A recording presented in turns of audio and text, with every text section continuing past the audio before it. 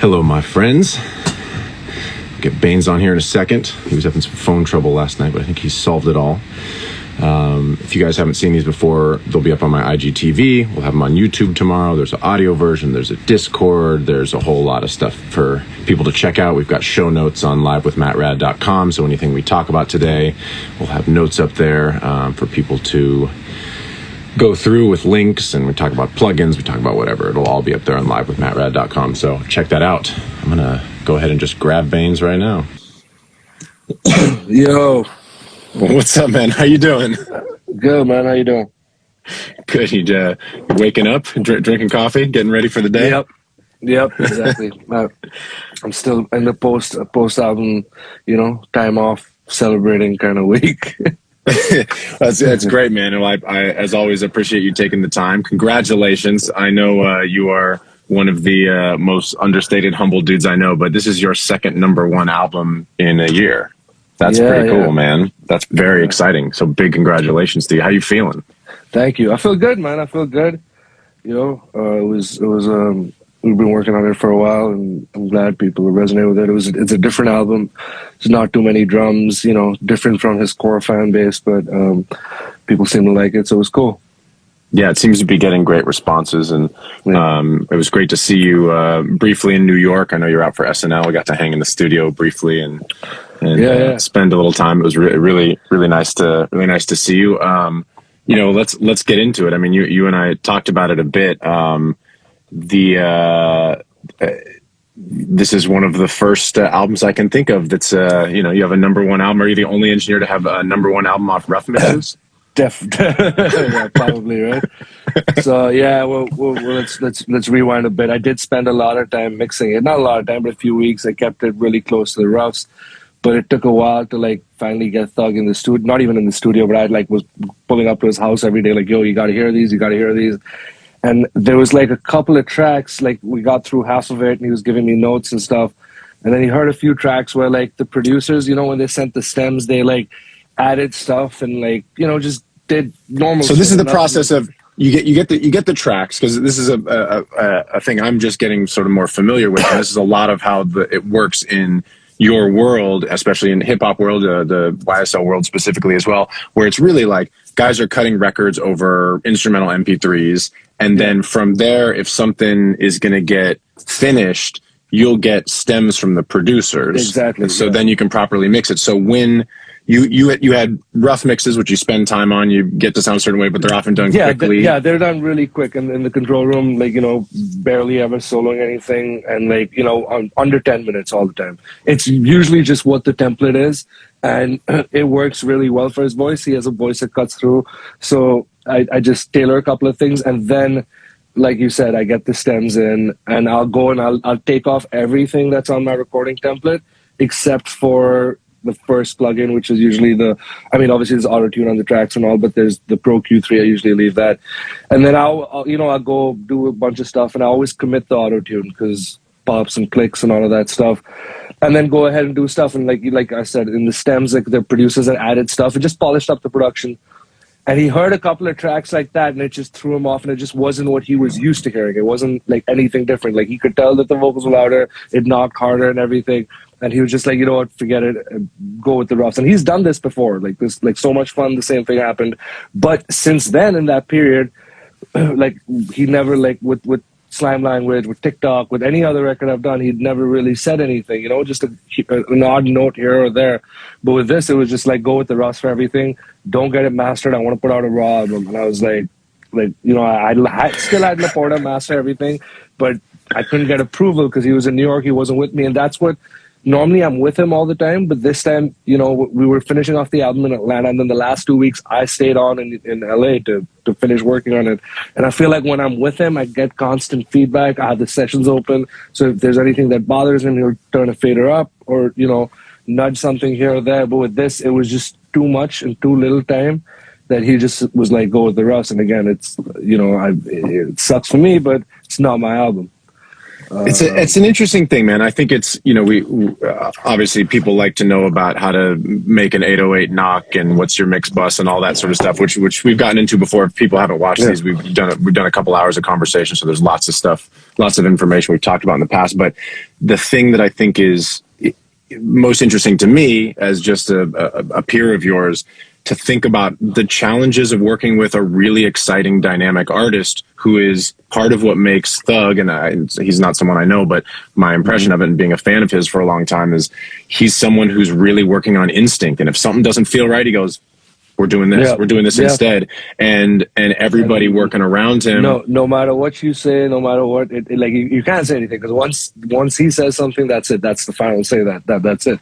And, you know, like I did express my opinion to him, to Geoff, his A&R manager, and they were all like, you know, that's cool, but it's not our album. It's his album. It's his name on the album.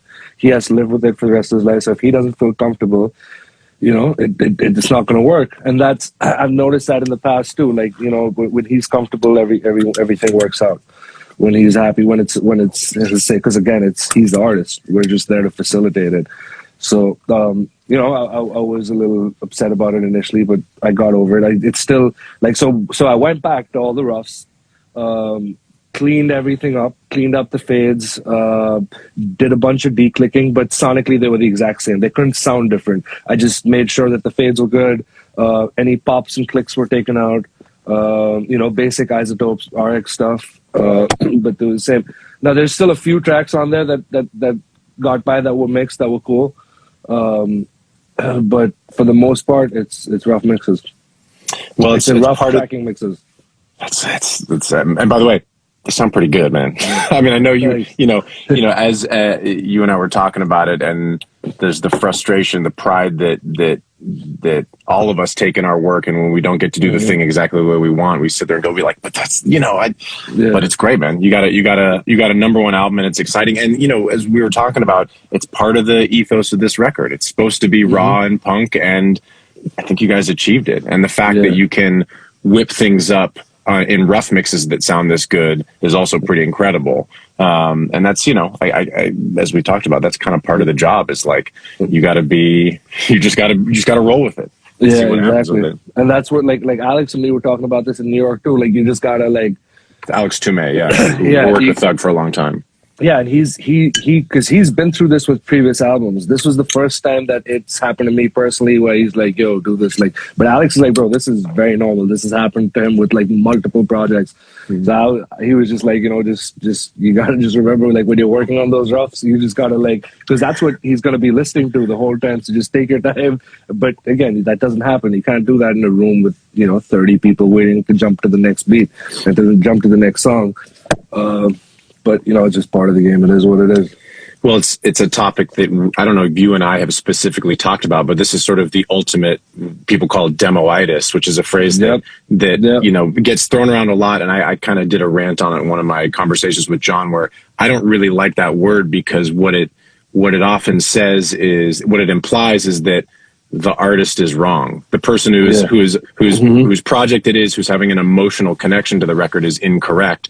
And the truth is, like you said, it's their record, it's their album. And so figuring out what it is about, you know, if you do have the opportunity to work on something where somebody's attached to the demo, what is it about the demo that's so exciting? And this is sort of the ultimate version, is that the things you guys made were exciting enough to him where he goes, this is what we're putting out. This is what we're doing. And I think it's an important thing for young record makers, especially, where it's like, if the artist is attached to something, it's your job to figure out why that is, because they're the leader, they're the boss of all this shit. But is it gonna make you change a bit how you move with rough mixes in the future? You don't really have a choice, do you? This has happened before, like with the roughs. Like we don't, like, there's not much time. You're not in the best listening environment most of the times. Like I hate, like, working in rooms with, like, big rooms, big control rooms. Like, it just doesn't work for me. A lot of people are really good at it, but, like, I don't have, like, I'm never able to switch to the near fields or the NS10s or whatever it might be in whatever studio we're at. So it's just, you just got to deal with it. And like with this album, a lot of the stuff was done in a house. You know, the last month when we did those sessions that was covered by Complex and everything, like, you know, he converted this massive living room into a studio. Got some panels, but you know, there's only so much you can do. There was like an open staircase that went to the basement and all floors. So that was reverberating. Again, same thing that happened with Wana's album. We started with the C800 and 1073 CL1B. It didn't work. There was too much noise in the room, just too much room noise. So then we swapped to the Townsend mic, and the reason why I like the Townsend mic is you can like dial in the polar patterns. So we treated the back of the mic because that was easy. Dialed in like a version of a figure of 8 where it's like not equal on both sides, but kind of. So this is basically for people that don't know. It's like you have a variable polar pattern on. So a lot of times, almost all microphones have basically a cardioid pattern, which is a very wide circular pattern in front. But what that means is you're getting things on the side of the mic when somebody's performing, but a figure 8 is actually much more narrow front and back. So if you can reject the back, you can actually get a narrower. That's interesting. Reject the sides. Sorry, rejects the sides, and if you can treat the back, then all of a sudden you have a narrower front, so you're not getting as much bleed. That's very interesting, and I wouldn't think of that in a house scenario, but I might actually try that. It's so it comes from like. I remember back in the day when we were recording singer-songwriters, we would do that. We would take a mic, a figure of 8, so you get like it rejects the guitar. Right, that's a technique of like figure 8 for vocal and figure 8. You can do it for guitar. Guitar and vocal, exactly. So there was this time we were doing same thing. We were recording Gunna's album a few years ago in Jamaica in the house, and I was like, "Yo, let's try this. Maybe it might work," and it worked fine. So because we had done it then and we knew it worked, after the C800 didn't work, we spent like 5 or 10 minutes. Then we put both of them up side to side, and we're like, "Yo, it's night and day." So we're gonna go with the Townsend. Running through the Carbon, we didn't even use external preamps. We used the Carbon, which is Avid's new interface, and it's got onboard DSP, so it was really cool. So I was able to run it through the Sphere plugin. If anyone that doesn't know, the Townsend's like a stereo mic. It's got a left and right, front and back, and that's how it does the emulations. So it's got two, you need to have 2 channels. So we ran that through, and then the plugin converts it to a mono, which has the mic emulation. So I had the Sphere plugin on an aux track. Then I was running a hardware insert with the CL1B. Again, you couldn't compress too much because then it brought too much of the room out. And you couldn't even put too much verb because we were calling it natural verb in the room. So it worked for some records. For some records, you had to go in a little deeper. It was a lot of cleanup. But again, like those records that I did spend time on over there, those ended up being the actual records that the mixes stuck. So I'm glad because I spent a lot of time cleaning up that room. It's like the second song, Stupid and Asking. Those we stuck with the mixes. Peeping Out the Window, we stuck with the mix. Bubbly happened so late. Like I cut Travis the night before. Wow. And Drake had sent his the day before that. So we just put that all together, and he was like, he wanted it to, like, he wanted the instrumental to have that blown out, like, Fruity Loop sound that, when you put all the stems in, it just sounds bigger and louder and cleaner, but it doesn't have that blown out sound. That's interesting. That punk sound. Yep, exactly. Yep. So yeah, it worked out, man. It's also a good reminder to everybody that, again, people asking about how do you make the 808s and what's your LUFS and all that, but also learn your engineering, like understanding what figure 8 does. Like you're going to solve problems because a lot of what we do is making records in imperfect situations, which we've talked about before. Like you're set up in a house, and the fact that you know about polar patterns and know about how the mic is going to reject things, because otherwise you're not going to be able to get a great vocal out of Gunna or whatever it is. We had like we had a baby grand in the kitchen, and a bunch of synths so Nate, Jeff Basker, and Nate, and all had come for a few days. Metro Boomin was there too. It was a really cool, like almost like a camp. We'd show up every day. It was all white themed, so everyone had to wear all white clothes. There was like fake snow everywhere. And, I found like these just aerial videos of like, what is it, snowscapes, I think I looked for or whatever. But it was a vibe. It was definitely a vibe. There was a chef there cooking every day, so we were nicely fed too. That's great, man. How was the Nate and Jeff Basker? How did that come about, and how was that? Because those guys are been, sort of hip hop world stuff. I mean, Nate not so much, but Jeff is obviously. Jeff is exactly. And Jeff kind of like said he was coming out of retirement to do this. They've been talking to Thug for a while, like I think like over a year. And like over COVID, like all last year, they've been talking about doing something, and then it just finally will like come through for this. And when we did a few songs. More than anything was the one that made the album. But we did a few records and like basically. This is one of those things I think I spoke to you about too. The Jeff's people sent me a huge list, like, we need all of this. And it was like a piano, a grand piano. I had to make them settle for baby grand just because of the size of the house and everything.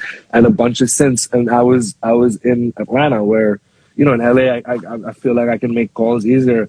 But in Atlanta, like I didn't really know too much. So like I had to rent like a Juno, a Moog, and I think it was a Triton or a Phantom, one of these older ones.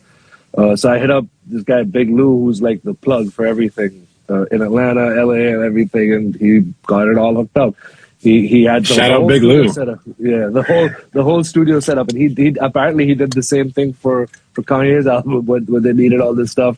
He like had like in the stadium, hooked it all up everywhere. And he's the ultimate plug. So he really came through. He had, even for the whole speaker system and everything, I had Amphions over there, the 218s as my near fills, which didn't get used as much. And then we had these mains, these bass boss speakers, which are essentially live speakers, but they're like really well made live speakers that they work better than a lot of mains. What are they called again? Bass boss. Bass boss. I mean, that's a good name right there. It is a good name, right? Yeah, that's what I thought too. We actually have a pair at the studio as well, and they're just really loud, really clear. And the problem then was making sure that because we're in a house that's not treated, that the neighbors don't, call the cops every few minutes. Yeah, I'm thinking about that right now because I'm going to come back to LA, I think, for the winter, or maybe go out to Joshua Tree or something like that. And I'm starting to look at houses on Airbnbs, and I'm like, I got to figure out how close they are to neighbors because I'm definitely trying to make some noise. Dude, Joshua Tree, the thing with Joshua Tree is like everything is so far apart, but it's so quiet, so noise does travel. Like I've had a little Bose speaker be like, they can hear it like all the way over there. But maybe they won't know where it's coming from because it's just echoing off the canyon. Exactly, everywhere. I'll have to ask you about that. I'm definitely I need somebody to help me figure out how to get a place for a couple months. So when you were these were the sessions that this is the month in Atlanta were. Because like we talked about before, a lot of these records are getting made. Producers are sending tracks, but when Basker and Nate come, or when Metro comes, are they doing some stuff on the spot? I know I've seen Metro on, like, there was a podcast he was on last week where he's making beats live. Like, obviously he's a super talent, can make things on the spot. How much of that was happening at the Atlanta spot? With Nate and Jeff and all, everything was live on the spot. It was like we were tracking in. I was tracking in the synths, finding a good loop. Then he would layer it. So, we start with the basic like tracking template. Like, so that we had, I told you there was 3 synths. There was the Moog, which is mono, a Juno, and like the other one was like a Phantom or Triton or one of those. Yeah, one of them. So those 2 stereo, and then the piano. So I had, I think it was four audio tracks per instrument. And if I needed more, I would duplicate on the fly, but that's what I would start with. And then he would literally jump between each one, sometimes play 2 at a time. He had it kind of set up where he'd play one with one hand and one with the other hand, track it all in, get loops, make on the fly, and then, Metro would either right then get like a bounce, and then he'd take it into his laptop and do his thing, or later on in the day or some shit, or it would get sent to him. It was just different stuff for different songs. So it's kind of like Basker was being the music generator, and Metro was then producing the ideas, taking loops, doing drums. Metro was doing drums, and Basker was doing his thing with those few songs. Then we had Taurus over there too, who was doing beats. Same thing. YTP would send stuff in. And then the last few days he was there, but that's when I was technically mixing in LA. And there was 3 of us working on the project, engineer-wise. It was me, Sean, who's Thug's old engineer, who actually put me on the gig a few years ago, and Flo, who's Gunna's engineer. So the 3 of us were there. and then the last 2 weeks I came here, and me and my assistant Aresh, we were working on the album. That's just crazy. Putting everything together. Yeah. What a crazy pace, and what a crazy project. So somebody actually asked the question, and I was curious about that too, and you mentioned it when you're coming on here. What do you do once an album like this is released? Like, you now have this twice this year. You've obviously worked on albums before where it's like big album, it's #1, there's the SNL, you fly to New York. Or do you take some time to decompress? Do you go work on other things? Do you just chill out? What do you do like the week after? I just chill out. Yeah, the week after is a lot of because leading up to it, you haven't slept, you haven't seen family, you haven't done anything. Like I've literally just been going out for dinners every single night and stuff I don't normally do. Normally he would be here. If he was here, it would be different. But he's in Atlanta, so I'm like really off. I've gotten increased for other gigs, but I just don't, I'm not really pressed to do anything else just yet. T-Shine's album is coming out soon, so I'm going to start working on his stuff. There's a few records of his that I need to finish up, but that's it. I'm not, obviously, I don't work with people outside of the camp. And it's just been like, just decompressing, man. It's been a lot of physical and emotional stress. So I just like to, because we're going to pick right up and go right into it. Like literally, I finished it.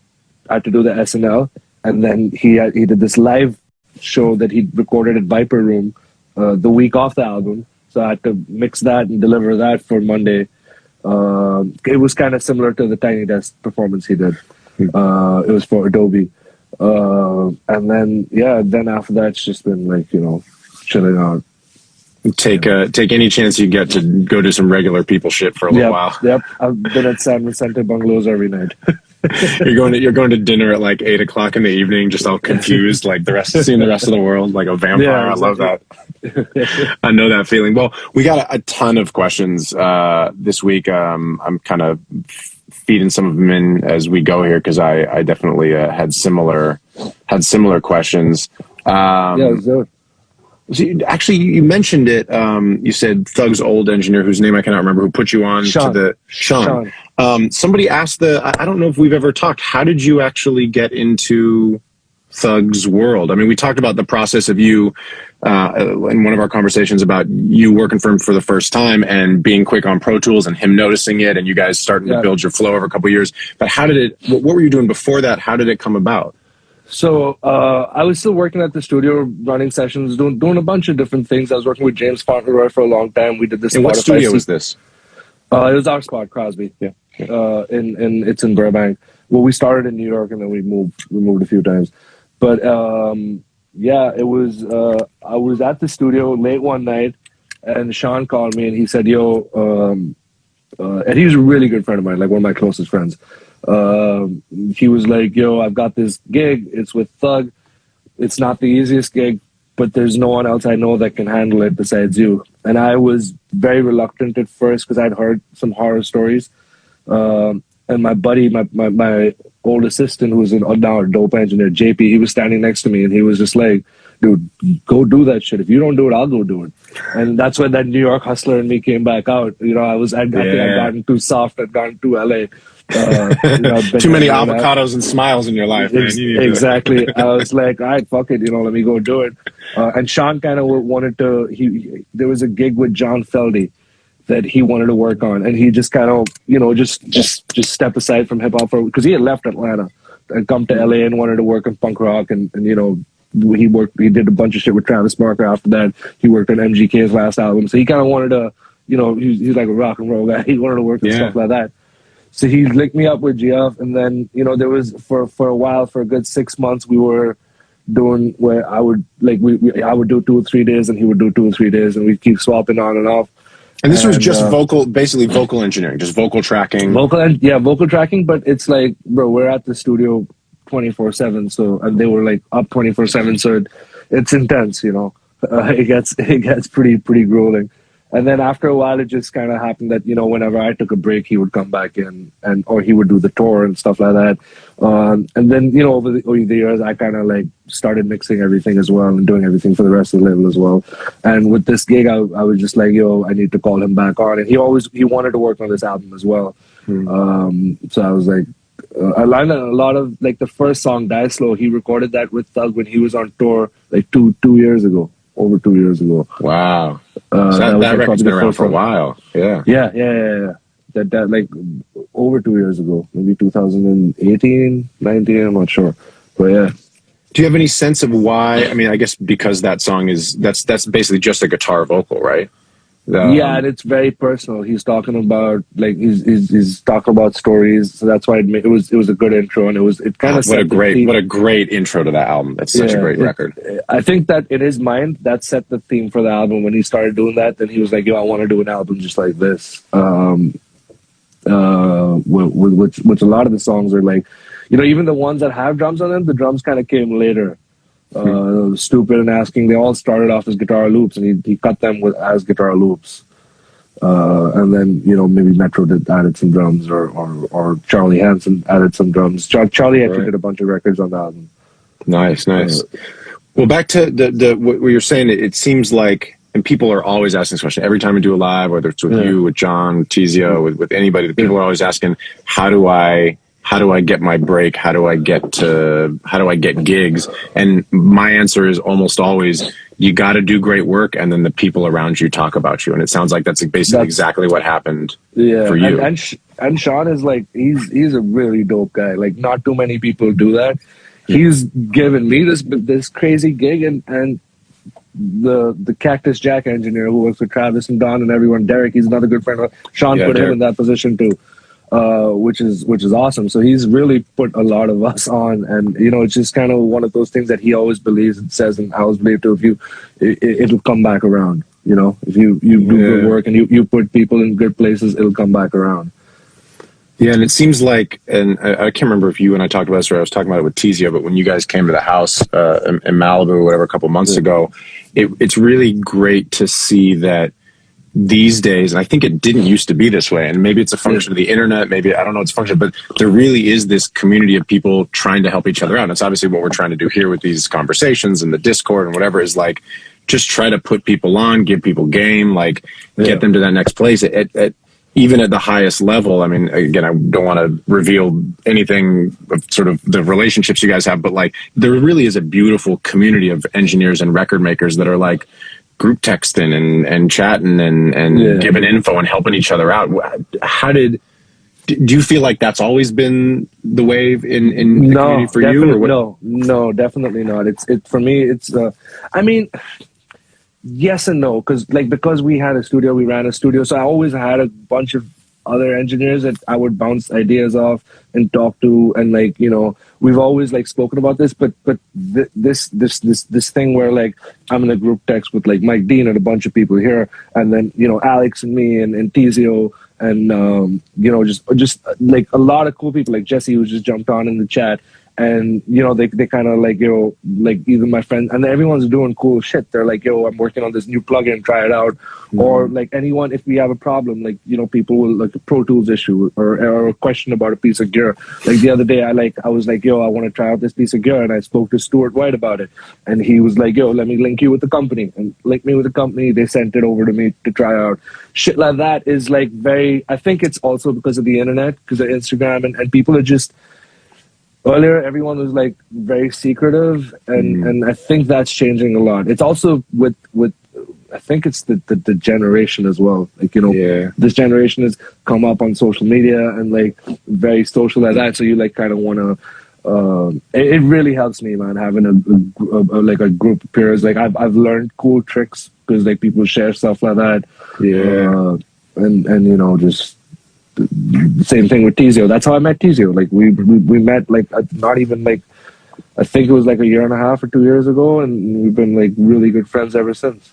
Yeah, I mean, I met you through John, met Tizio through you. Like exactly. It's a really great communal thing, and you're right. It is a lot of sharing knowledge and being positive about the idea of like, we can all come up together. It's great. Yeah, exactly. That's cool, man. Well, let me see if I can get into a couple of questions. Oh, here's maybe a fun one for you. Who's the next person to blow up at a YSL? I don't want you to pick favorites or nothing, but like, I'm gonna go with what Thug said in his last interview. YTP Trench. Yeah, that's the one. YTP Trench, and for me personally, I think T-Shine. His project is really dope. All the new records he's doing is really dope. His verse on Stress was crazy. Crazy. On one of my favorite records of Slime Language was one of his, That Go.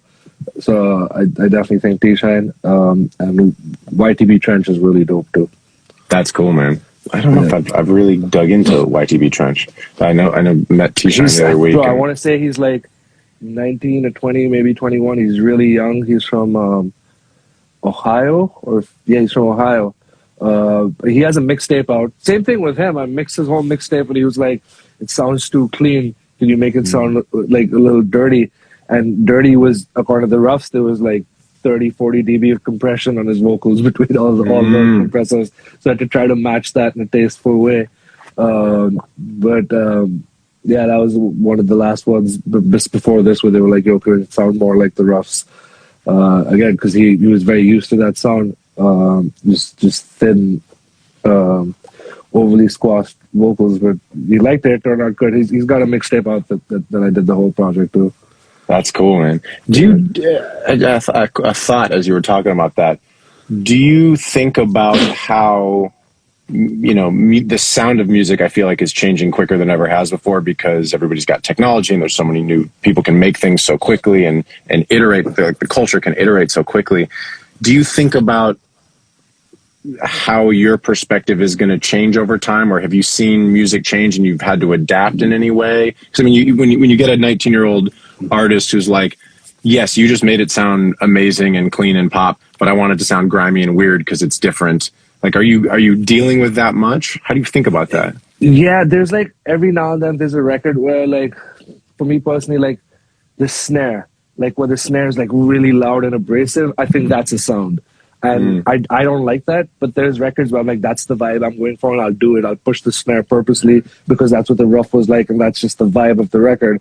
And I hear things on the radio where I'm like, there's like this one song by Meg Thee Stallion when the snare comes on, I'm like, whoa, like pushes you back.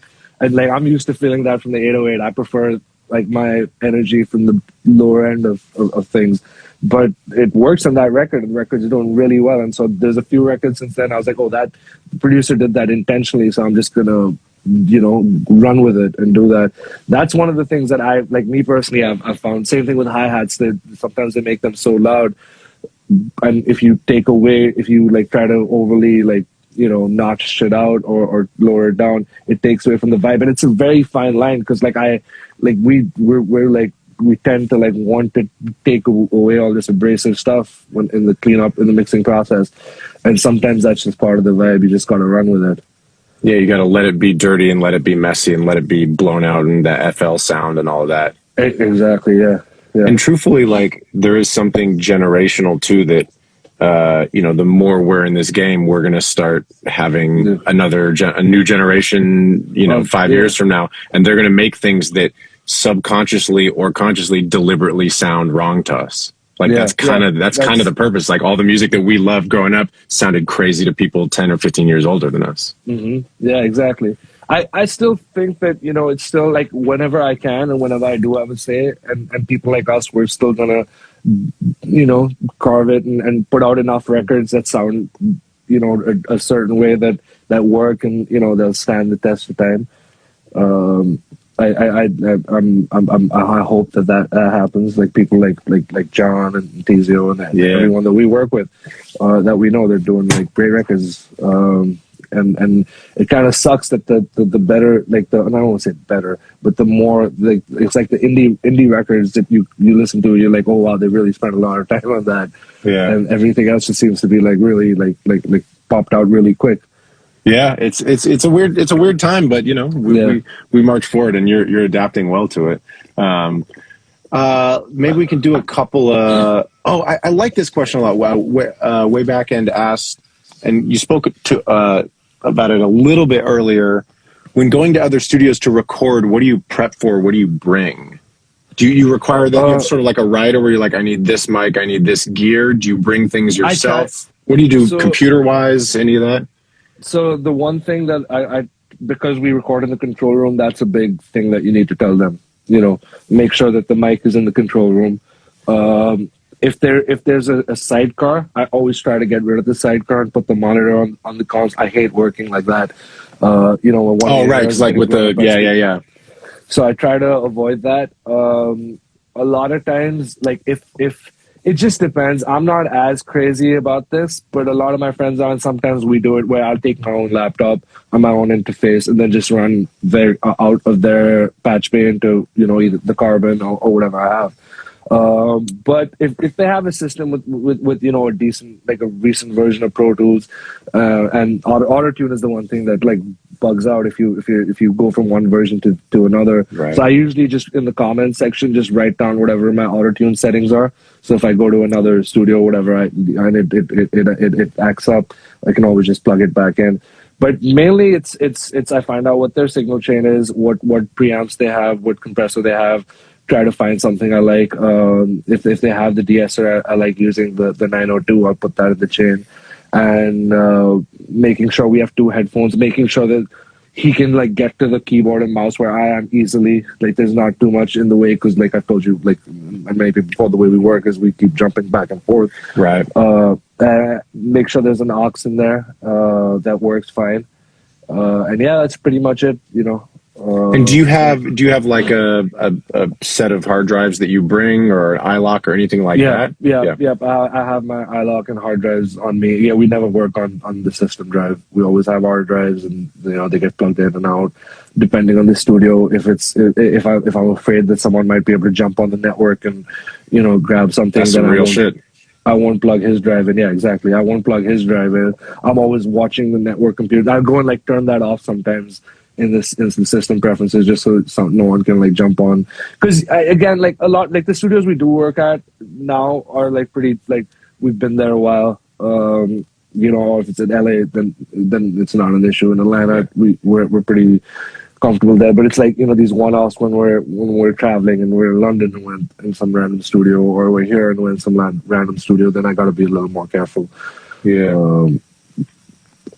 But yeah, again, if it's my own laptop or whatever, then it's easy. It's not. That's interesting. The security aspect of it, I didn't even think about. What do you do for backups when you're on? Oh, go. Yep. Tell me about the security side. I'm sure there's people that coming in and trying. Yeah. Did I tell you what happened to me the other day? I don't think so. On Tuesday, the week the album released, and this fucker is probably on here right now trying to figure it out. More tell people what I do. But dude, someone like fucking went to the fucking phone store and got a replacement SIM on my SIM. Like when you lose your SIM card, you lose your phone, you go to the store and you get a replacement SIM, and it deactivates the old SIM. So someone deactivated my phone, got a replacement SIM. Meaning somebody stole your phone? No, not my phone, my line. Like they went to the T-Mobile store, they got a replacement SIM card on my number. So my phone, like all of a sudden, I was getting emails saying your request for password reset or whatever on an old ass email I haven't used in years. Then I was like, what the fuck is going on? And then I saw my Facebook was reactivated. I don't use Facebook. I haven't used Facebook in like 6 years. So it says my Facebook has been reactivated. And I was like, what's going on? And then I saw that, the bars, I lost, like all the bars went away. And there was an email from T-Mobile saying, your SIM has been ported over to this. And I was like, yo, and this was at 5 p.m. So I got in the car, drove as fast as I could to T-Mobile, ran into the store, and they were like, yo, you can't come in here without a mask. I completely forgot to wear a mask. I got them out of the store, told them what happened. Someone's trying to hack me. And this is a thing. This has happened to like multiple engineers. And this was obviously very targeted. It was 3 days before the album came out. And then there's like, fast forward, like I'm friends with like some of the fans and stuff, and they like texted me like, yo, this is what they're talking on their like, Discords and stuff. They were like, yo, we tried to hack Bainz's phone, but we couldn't get anything and stuff like that. So yeah, we're wow. They've been attempts. There are attempts every week to try to get passwords and stuff like that. That's what happened to this kid I met. Like the screenshot of the conversation between Kanye and his engineer. That's how it got out. They like got into his Dropbox and do that. Like don't ever click on a Dropbox link. Don't even use Dropbox. That shit is just. I don't use Dropbox for that reason. Yeah. It's annoying as hell. But yeah, everything is like hard copies. I don't keep anything in the cloud just because of that. It's annoying that you can't do stuff like that, but nothing's in the cloud ever. That's very interesting, and I assume it's only going to get more intense because obviously, multiple #1 albums, and his profile's getting bigger, and the whole camp is lots of people blowing up. Like it's just and kids are just getting fucking smarter and smarter, and nothing to do, and someone's going to end up getting hurt one day. Yikes! Well, how do you do backups? Do you have multiple hard drive backups? Hard drives, just hard drives, And then do you have some master thing that's away from where you are at some point? I keep one at home and two at the studio. Because I'm such a big proponent of cloud stuff, but I'm such a big proponent of cloud, but obviously if somebody taps into the cloud, then all your stuff is gone, so you can't really do that. Yeah, no, it would be great. I used to do that all the time, and then all this shit started happening, and I was like, you know what, I can't do anything. Like when I had a few bounces on one of these cloud things, and that's the first thing I did when I got hacked. I was like, I jumped on the other computer, deleted all of that, then I went to the T-Mobile store and tried to get my thing back, and it sucks, man. It really sucks, and it's happened to a few other people I know as well, and they're like, luckily it happened during the day where I could go to the store and get a replacement, but if it happened after hours, I'd be fucked. Well, by the way, I just want to reiterate what you just said. You realize your phone is hacked. Somebody's trying to get in there, some kind of fan, Young Thug related thing, trying to get. The first thing you do is not go to the T-Mobile store. The first thing you do is protect the music that's in the cloud. That's why you're a pro. Wiped everything, immediately. I was going crazy. Mike thought someone was trying to get into the building, so he shut off the building's internet. And I was like, nah, bro, we need the internet because we need to do any kind of damage control from here. You guys are going to tell you trying to go to the nuclear bunker, Yeah, dude. And then I got a call from someone the other day. 1500's engineer, and he said the same thing happened to them, and two other people I've spoken to, it's happened to them, and I was like, dude, this is a serious problem, and it's all only T-Mobile, man. I've got to switch to AT&T or Verizon. Shout out T-Shine in the chat there. Man, the chat's frozen for me. Yeah, it's also it's also moving fast and sort of jittery for me too. It seems like there's lots of excitement. There's some people asking on there. This will be up on my IGTV. We also have it on YouTube. You can watch all this stuff after. We have show notes. We have the whole thing. So if you missed something, you can go back and check it out. It's just a quick story. Like when I first. Back when there was a 4-year period where One Direction was the biggest boy band thing happening in the world, and I worked on some of those records, and there were fans that had fully hacked the Sony email servers, so you're not allowed to send anything, no attachments, no song titles, no abbreviations. Everything was password protected, transfer, 24-hour expiration, all that.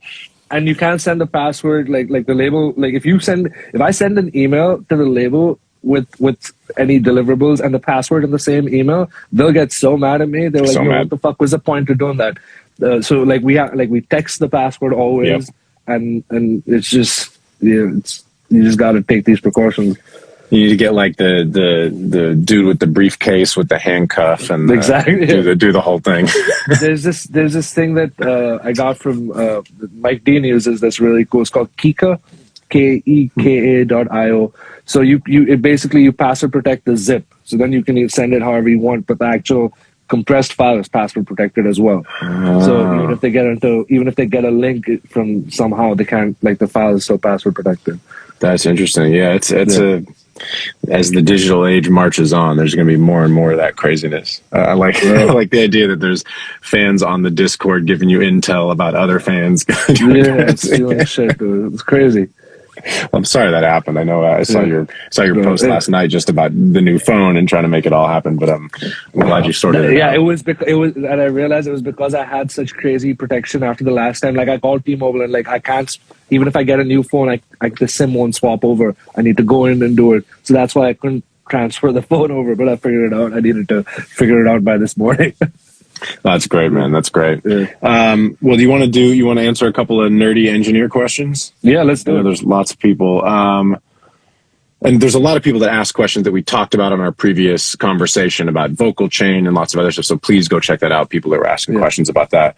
I think you may have said this before, but I don't remember.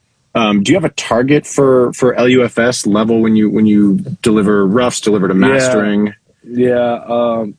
People not I feel like that's the big thing. 9 for me is loud. Yeah. And if it's a record with a lot of lower, 9 is loud. So 9, 10. I don't do the 7, 6s because you're low end. Like your vocals will be up front, but there'll be no low end. Yeah, I find it really hard to make the low end just doesn't knock at 7 in the way that I want it to. Exactly. So 9 or 10 is a good spot, and then Laporta's he'll take it over the edge. He also says if I deliver a rough too loud, then he'll have to he'll struggle to try to make it make the low end pop and everything. 9 is loud. When you're doing reference mixes, it's about that, and then you'll pull off a limiter before you send it to Laporta, or they're about the same? They're like it just depends on who's mastering it. But like with Laporta, I know how we work. So I have my track, which has my mix bus processing on it, goes to an audio track that has a limiter on it, that goes to another audio track. So the one that has a limiter on it, the limiter is post fader, so it's not getting printed. So I don't have time to go back and reprint things and stuff. So I get two always print at the same time. Actually, I print 3. One is post hardware. So if I ever need to make changes just on the mix bus or like fly things or whatever, I don't have time to recall. I have that printed as well. So this is for hardware on the mix bus, you mean? Hardware on, I have like 7 or 8 or 9, 10, 12 tracks that go out to a summing mixer. Yeah, exactly. Like, it would be like 808, drums, vocals, or music, keys, and they all go out, up to 16 through a summing mixer and come back in through a couple of other pieces of hardware I have that change from mix to mix, and then they hit an aux in Pro Tools that has pretty much all the slots filled up with a bunch of things, and then that goes to an audio track that gets printed, and that goes to another audio track, and then one of them has a limiter on it, so you have your reference and your limited mix printed at the same time. How much louder is your limited mix? I would say it just depends on how I mixed it, but it's about 2 to 3 dB of limiting, sometimes more. But I try to make sure that everything's pretty loud coming in. Just the limiter is just taking off any peaks and giving you a little bit more. Yeah, giving you a little bit more of that juice. I didn't realize you do outboard. You do analog summing. Did you come back? Yeah, can you hear me? Yeah, I'm back. Yeah, analog summing. I didn't know you did analog summing. Have you experimented with not doing that? With doing that, what do you like about it? It's not just the summing that so it's the analog summing, and then it's got the Neve silk circuits, which I really like. Then it runs into a fusion that adds some width and stuff. And what is fusion? I don't know what that is. The SSL fusion. It's like a 2-channel thing with like drive and width, and so that's really just adding width, and it's got a high frequency compressor that I like that tames top end stuff, and then it's running into this Neve. It's called the master bus processor. It's a 2-channel compressor limiter with some EQ stuff as well. Then it runs through the Burl, which I really like as well, and then it comes back in. So yeah, it's a pretty hybrid situation. And when I don't use that, that's what I miss the most. I think the Burl, just the way that sounds and everything. And yeah, I've tried. I mean, so again, this album, this is the first time I've ever offline bounced in so long, because I had to go back to the roughs, and I could do that. And like some of the roughs I ran out through the chain, but for the most part, I didn't want it to sound any different. He was very specific about that. Yeah. So I was like, I'm not taking any chances or whatever. I don't want to make him unhappy. But when I'm mixing, normally that's my setup. Everything goes out the summing mixer and then goes through this chain and back in. And I assume it's similar to when you went through Vocal Chain last time, where all of these things are kind of doing little subtle additions. The couple of new things I've gotten since we spoke then was DW Fern. They sent me it was like a prototype. I don't know if I told you about this, but yeah, you did. The VNE compressor, which is out now, so I can talk about it. But I had like I had one of 2 in the whole world, and it's like handwritten with a pen. Like it wasn't even like completely done. It didn't have the faceplate. That Sharpie lab shit. But yeah, so I ran a lot of stuff out there, and that, you know, the tubes just have a way of leveling everything out, and like, you know, just taking out the bad stuff and highlighting the good stuff. Didn't always work, but for the most part, it worked really nice. And that was the one different thing that I had, and then it's the same shit. Sometimes I use the EQ, sometimes not, but it's going through some de-essers, and yeah, just tone shaping stuff. How much, you know, you said it often works, sometimes doesn't. How much of the, you know, you've got, I don't know how many plugins you've got on there, but you've got, you know, a few pieces of analog gear in the mix bus. How often are those things not working? Like, how often do you pull something out because it's like, this just is too much of saturation, or it doesn't quite make it glue, or whatever? I would say maybe like I kind of know what I'm going for. So like 7 out of 10 it'll work, or 6 out of 10 it'll work. But there's a lot of times where it doesn't work. Yeah, and that's kind of why I have the flock, so I can A/B really quick, and I can go in and out and choose different pieces of gear really quick without having to physically patch and stuff. The mix bus, the summing and the other stuff usually stays on, and I just reset it every time. And when I say reset, I like take off all, like, you know, the flavor, and set the limiter to 0, and then I'll dial back based on the records. And you know, sometimes I just run it through a basic setting that usually works, and then, you know, tweak everything from record to record. And that's why I have all these recalls and this recall program, because everything is in the same. Like, there's no one size fits all. It works. Sometimes it works, sometimes it doesn't. It's a really important thing, I think, for people starting out to realize is, we talk about all these tools, and we talk about how great these things are, and then even this amazing prototype tube piece of gear, or this amazing new thing or whatever, it still might work 6 out of 10 times. Exactly, like you're not going to use it 40% of the time, because it's just not right for everything. I think people get this idea that these pieces of gear or these plugins are like, this is going to be the magic, but it's magic, subtly magic 60% of the time. There's times where I've wanted things to work so bad that I'll keep them, and then I'll try to rectify the issues that they're causing. Yeah. And after a while, I'm just like, nah, let me just go back to it and just do something different, and it works way better. It's just I feel like that's really important to know. Like, don't get so caught up in a single piece of equipment or a single piece of gear that you've heard great things about or whatever. It might not work, it'll work sometimes and it'll be great. But, just like, that's where, your ear is more important, and your instinct is more important. Your ear and your instinct, absolutely the most important thing. Use your ears, as we always say. Like, is this better? Is this better? Well, listen, what do you like better? Who knows? Exactly, yeah. Trev asked a question that I was curious about. I'm always curious for getting tips on this. How do you create stereo space with mono guitars? Do you have tricks you like for widening stuff, or? Yeah, there's the old school Hendrix, where you put a couple of milliseconds of delay on a little delay left right type of thing. But if you have multiple guitars, or even one guitar, just like panning it off to the side a little bit, maybe a little bit of a room reverb or a little bit of delay. I dealt with a lot more guitars than I usually do on this project. Yeah, and that's kind of what I did. Just make sure that if there's a guitar here, there's something else that balances out on this side. Or if you had multiple guitars, kind of try to do that. And it's like, a lot of times these guitars come as just a stereo file, and then you still need to try to do it within that.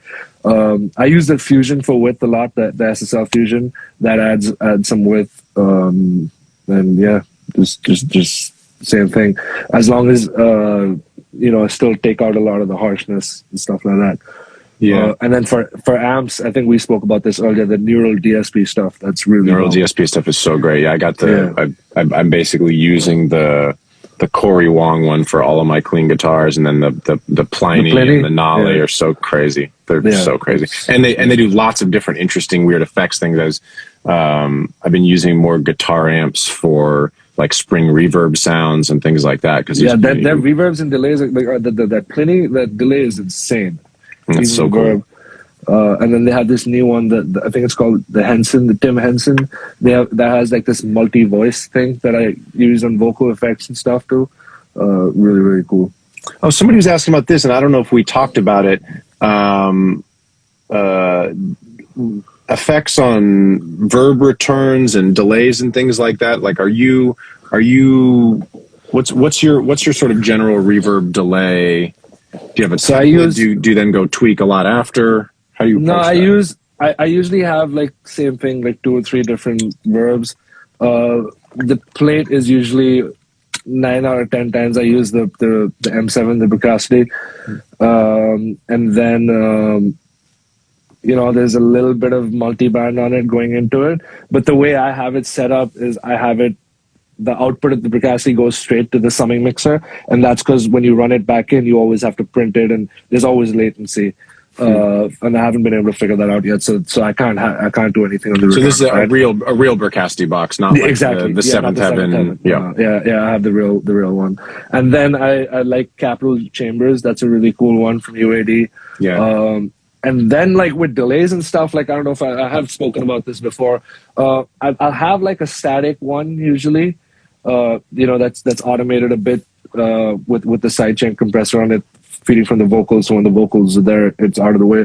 But most of the time, I've got like a bunch of audio tracks that are inactive with like I've got like 5 quarter notes, 5 eighth notes, 5 options for reverbs, 5 options for like, you know, these are basically return tracks. They're just audio tracks inactive. Just audio tracks.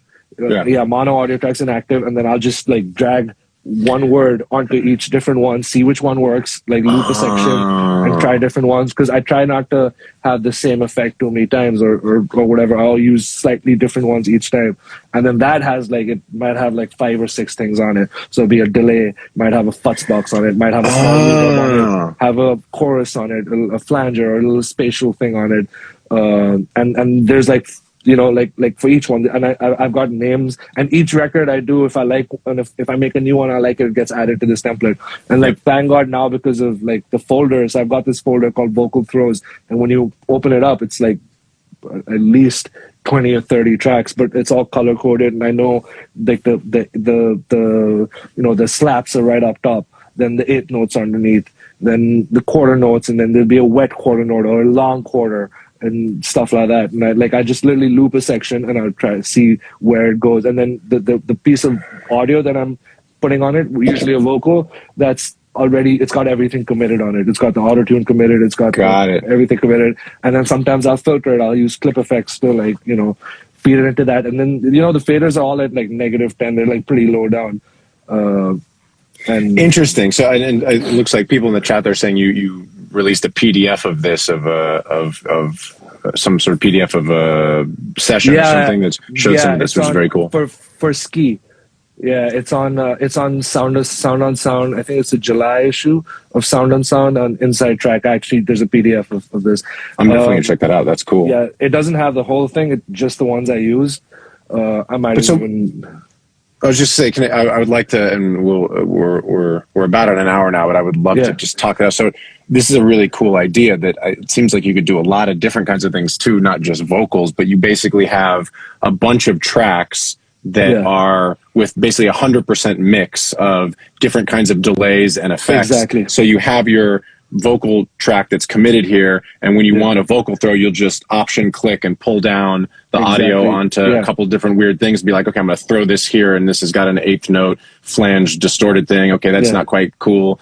And this one's a quarter note, but it's got a weird chorus on it. I'm going to turn it like, it's a really cool creative idea. It's way quicker than having a send, automating it, or it doesn't work on that one. Now you have to figure out, you know, a whole bunch of different things. This is just a quick, and I've got shit that I know I really like, and I've spent a lot of time on each one of these effects. So they just live in my template, and then I kind of, you know, tweak it based on what I'm going for in that particular one. And if you got something you love from a song, you just save it as a new one. Yeah, it just gets added to this. We conclude with one of our favorite topics, which is prepreparation. Preparation is everything. Exactly, So when you get into it and you can just start making shit, the workflow is real fast. Bainz, it's always good to see you, man, and congratulations again, your second #1 album this year, and maybe the first person I know who's got a #1 album off the Rough Mixes. You know what you're doing. Thank you, man. Appreciate it. It's great, man. It's great to see you, and for those that haven't seen these before, this will be up on my IGTV, up on YouTube. We got a Discord. Come say hi. We're here to just share information. All right. Peace, Big bro. love, Bainz. Thanks so much, man. Cheers. Later, bro.